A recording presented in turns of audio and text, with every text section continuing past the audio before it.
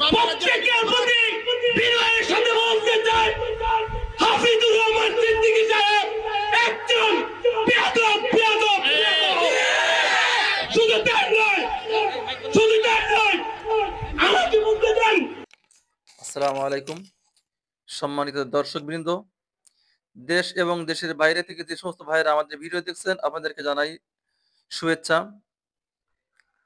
আজকে আমাদের বিষয় হলো যে হাদিস শরীফের আসছে যে তোমরা মানুষের কুধারণা থেকে বেঁচে থাকো। ইন্না বাদা জান ইসমুন, নিশ্চয় কিছু ধারণা আছে যেগুলো গুনাহ। আচ্ছা, এমনটাই দেখা যায় যে আমরা না জেনে একজন মানুষের সম্পর্কে একটি প্রস্তাব করে বসি, একটি ধারণা করে বসি, যেটা আসলে উনি করার নাই। এটা একটি মারাত্মক অন্যায়, মারাত্মক গুনাহ।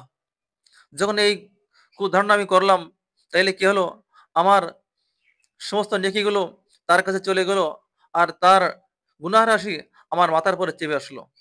লাভটা কি হলো?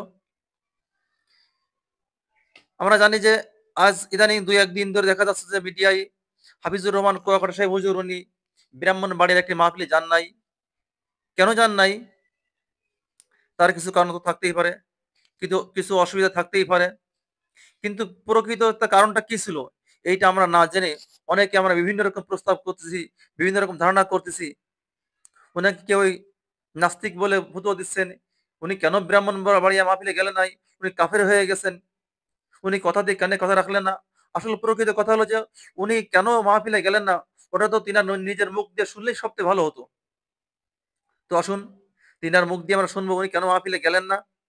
আর যারা নবীদের ওয়ারেস, মানুষ মাত্রই ভুল, মানুষ তো ভুল করতেই পারে।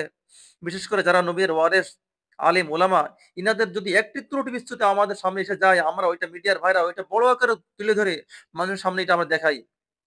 বা এটা একটা মারাত্মক অন্যায় কথা, মারাত্মক অন্যায় অপরাধ এটা আমাদের জন্য, যে আমরা আলেম ওলামাদের দোষ ত্রুটিকে পাইলেই আমরা মিডিয়ার সামনে এটা বড় আকারে তুলে ধরি। আমরা এতে বেঁচে থাকি। তো আর দেরি না করে আমরা এখন শুনে আসি উনি কেন ব্রাহ্মণবাড়ির মাহফিলে গেলেন না। সম্পর্কে আমরা শুনতে শুনতে, এটা দেখতে দেখতে যে সমস্ত ভাইরা এখনো আমাদের চ্যানেলটা সাবস্ক্রাইব করেন নাই, আশা করি আপনি দয়া করে সাবস্ক্রাইব করে নেবেন। তাহলে আমাদের নতুন নতুন ভিডিও যখন ছাড়বো তখন সর্বপ্রথম আপনি দেখতে পারবেন। তো আসুন আর দেরি না করে আমরা এখনো দেখি বা এখনো শুনে আসি উনি ব্রাহ্মণবাড়িয়ার মাহফিলে কেন গেলেন না। যে আমি মেরাজুল হক কাসিমি ব্রাহ্মণবাড়িয়া। ওয়েদার যে খারাপ, আজকে যে আসতে পারতেছেন না ওই শ্রোতাগণ তো উপস্থিত, আপনার জন্য একটু সান্ত্বনামূলক কথা বলে দিলে ভালো হয়। ওই যে পরশুদিন না আগের দিন বৈরী আবহাওয়া, বৃষ্টি, বিবারিয়ার প্রোগ্রামে যেতে পারি নাই। রেডি 10টা থেকে হেলিকপ্টারে নিবে, পাগল হয়ে গেছে আবেগ, যেতে পারি নাই। হেলিকপ্টারে যেতে হবে, এত টাকার বাহাদুরি। আসলে কথার নাম ওই কথার নাম এই বৃষ্টিপাত ঘটানো হয়েছে। সান্ত্বনামূলক একটা কথা বললে তো সবাই খুশি হয়েছে, কিন্তু ওনার কথার মধ্যে তুক্ষার বেশি, জাল বেশি। আচ্ছা যাক, এর চেয়ে আরো বড় বড় বক্তা দিয়ে আগামীতে তোরা করবে। শীতকালে মামুল হোসেন আনবে, সাকাউত হোসেন রাশিদ আনবে, এবার ওই যে তবলিগ জমাতের এক বক্তা মুস্তাকুর নবী সাহেব, তোরা ওখান থেকে ফিকির কর, অন্তত 8-10 জন বক্তা আনবে আগামী শীতকালে। ঠিক আছে, ঠিক আছে। আল্লাহ তো আইরুল কারাম টাকার অভাব আছে, টাকার বস্তা হলো আইরুল এলাকা। আল্লাহ কবুল করুন। আসলে আকাশের অবস্থা খারাপ, এই কারণে আসতে পারে। এটা তো হলো আল্লাহর পক্ষ থেকে। আমরা আবার কুমুটির নিয়ে সমালোচনা না করি যে হ্যাঁ আমরা দাওয়াতই করছে, দাওয়াত দিছে, উনি তখন কথাও বলছে, ঠিক না কথাটা? দাওয়াতের মধ্যে কোনো অবহেলা নাই। আকাশের অবস্থা খারাপ, এই কারণে আসতে পারছে। হেলিকপ্টার আছে না, এটা আমরা প্রাইভেট কারের মতন না। হেলিকপ্টার উড়া দিতে গেলে সরকারের অনুমতি লাগে, আর সরকারের অনুমতি দিয়ে ওয়েদার ভালো থাকে। এখন আমরা মেধা তো রৌদ্র ঠিক আছে, কিন্তু ঢাকা আবহাওয়া খারাপ, এই কারণে হেলিকপ্টার উড়া দিতে আইনগত বাধা আছে, উড়া দিবার লাগে দিতেছে না।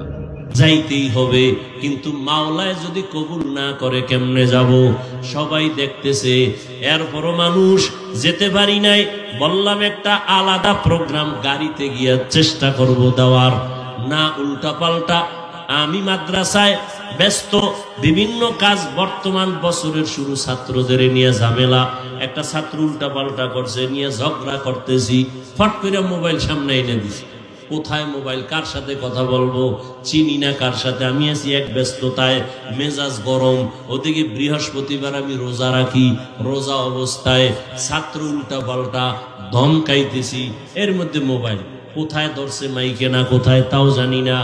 আমার দরকার আছে, এত বড় একজন আল্লাহর বান্দা, কি জানি নাম, বিবারিয়ার একজন খুব বুজুর্গ মানুষ, জীবনে কারোর সাথে বেয়াদবি করলাম না, আর তুমি মনে করো চিনি না জানি না বুঝলাম না, ফট করে মাইকে দিয়া দিলা, আর কি বললাম না বললাম আল্লাহ ভালো জানেন, না জেনে না বুঝে এটা আবার মাইকে তুমি প্রচার করো, আর বলো আমি বেয়াদবি করেছি। আল্লাহ হেদায়াত দান করো, আরো জোরে বলেন। আর মিডিয়াওয়ালারাও পাইছে, মানে মাঝে মাঝে এত কষ্ট লাগে। তাহলে আমরা বেদাতীদেরকে গালি দেই কেন, আহলে বাতিলদেরকে গালি দেই কেন, জামাত ইসলামীর লোকদের বিরুদ্ধে অনেক কথা বলা হয় কেন? কই তারা তো তাদের আপনজন নিয়ে মাঠে ময়দানে কাদা সরাসরি করে না। আমাদের কওমের মধ্যে এই দুর্বলতা কেন? আমার মনে পড়ছে চট্টগ্রামের খতিবে আজম সিদ্দিক আহমদ রহমতুল্লাহ আলাইহির কথা। আমার এক ওস্তাদ মুহতারাম বলছিলেন, খতিবে আজম রহমতুল্লাহ আলাইহি নাকি এক সময় বলছিলেন, আফসোস করে দেশের আলিয়া মাদ্রাসাগুলো পূর্ণ শিবিরে আর কওমি মাদ্রাসা পূর্ণ কিবিরে, অহংকারে। না হয় ভুল একজনে করেই ফেললো, এটাকে সরাসরি করার দ্বারা ইসলামের লাভ কি? একজন আলেমের বিরুদ্ধে উম্মতকে বিভ্রান্ত করে দিলে ইসলামের উপকার কি? কেন এগুলো আমাদের মাঝে বুঝেও না, পাইছে আর দিয়ে দিছে। খুশি কি? ওই রাতের ঘুম তার আরামে হবে একজনকে বেইজ্জতি করতে পারলে। আল্লাহ হেদায়াত দান করুন, আল্লাহ হেদায়াত দান করুন, আল্লাহ আমাকে হেদায়াত দান করুন। আমার এলেম নাই, আমল নাই, চলি আল্লাহওয়ালাদের নেক নজর, মা বাবার দোয়া। আমি বেয়াদবি করবো কেন? আমার দুনিয়াতে আসা থেকে আজ পর্যন্ত কোনো বেয়াদবির ইতিহাস নাই, চিনি আর না চিনি।